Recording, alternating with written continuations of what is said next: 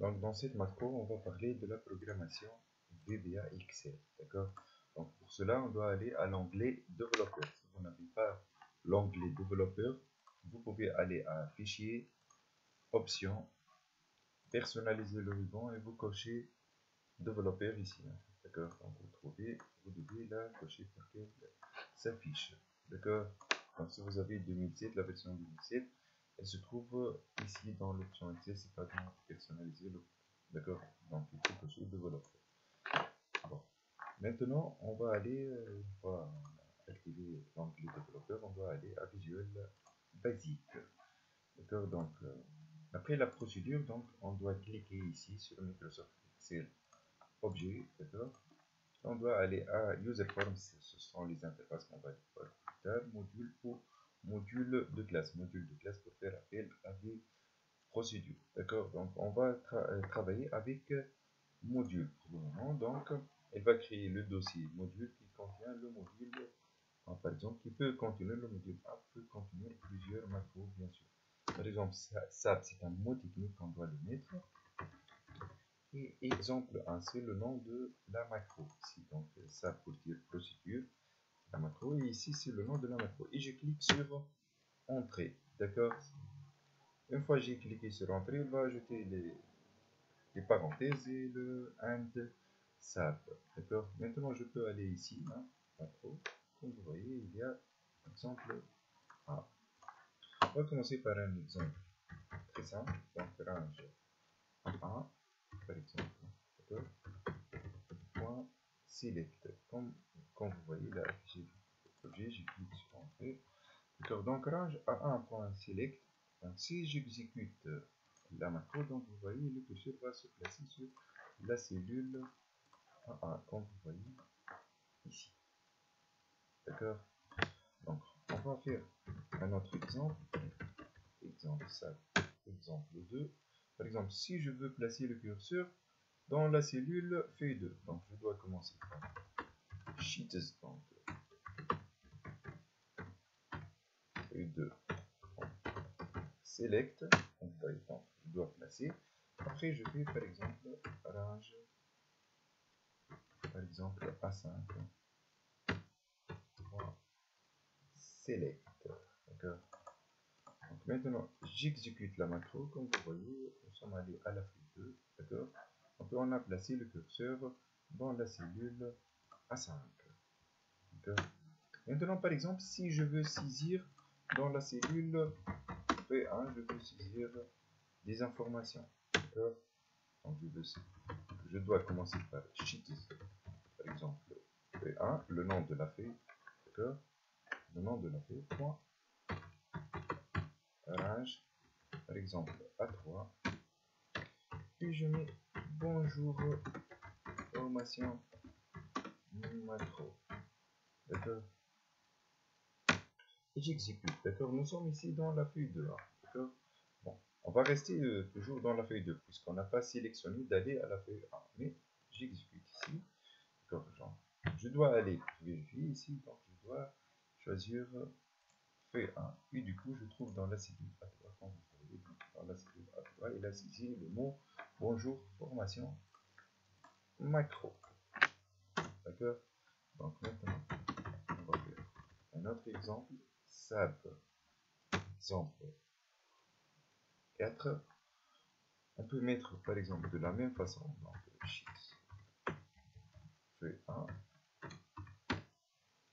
Point celles.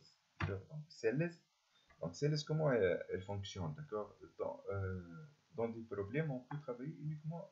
On trouve la solution uniquement à travers celles. Donc, c'est une fonction très importante des macros qu'on doit connaître. Celles, la différence ici, ça marche avec, je dois mettre le nom de la colonne et le numéro de la ligne.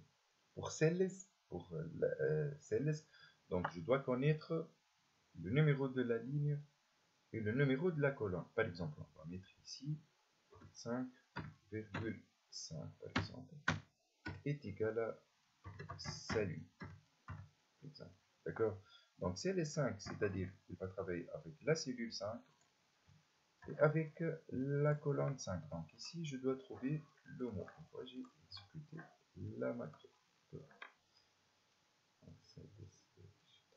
on fait 1, j'ai oublié de mettre ici fait 1 bien sûr, hein. Donc j'exécute la macro, et du coup je trouve dans la cellule, comme je vous ai dit, hein, dans la cellule centrale, je trouve le mot salut. On va voir. Donc exemple SAP, exemple 5. D'accord. Donc par exemple on va tester, hein. Maintenant on va travailler avec if donc par exemple range par exemple AA supérieur à 20, then range A2 est égal à 1 possible, par exemple. D'accord. Range A2 est égal à 1 possible. Else if range A1 donc supérieur ou égal à 10, range A2, la cellule A2 va prendre A10. Donc, else range A2, donc A2, elle va prendre est égal à exemple, refuser, exemple, refuser, 1, 2, et je termine, d'accord. Donc, selon le contenu de la cellule A1, A2 ici, il va afficher selon le contenu de la cellule A1, il va afficher dans la cellule A2 soit impossible, soit admis, soit refusé. Donc j'exécute la macro, il a mis dans la cellule A2 refusé puisqu'il n'y a rien. Par exemple, on va mettre 12. D'accord. On peut exécuter la macro ici, c'est l'exemple 5. Donc il a mis admis. Par exemple, si on va mettre 25, comme vous voyez, donc si j'exécute, donc il va mettre impossible. Ça, c'est ce qu'on appelle la structure conditionnelle, le if, d'accord, c'est la syntaxe if. Donc, on va faire un petit autre exemple, exemple 6. Donc je veux afficher, par exemple, les termes de 5, bon, par exemple, dans la cellule A6, ici, la partir de la cellule A6 jusqu'à celle-là, je vais afficher, par exemple,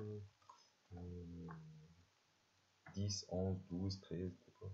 On va travailler for i est égal à 10, ou par exemple 15. On va mettre ici celles, par exemple, hein, celles, on va mettre celles, donc par exemple, on peut afficher dans la sixième ligne, donc la sixième ligne de i moins 4, donc i, initialement, elle va prendre 10, après 11, après 12, après 13, jusqu'à atteindre 5, et la colonne 1, elle va prendre i. Et on va faire next, c'est la structure for boucle.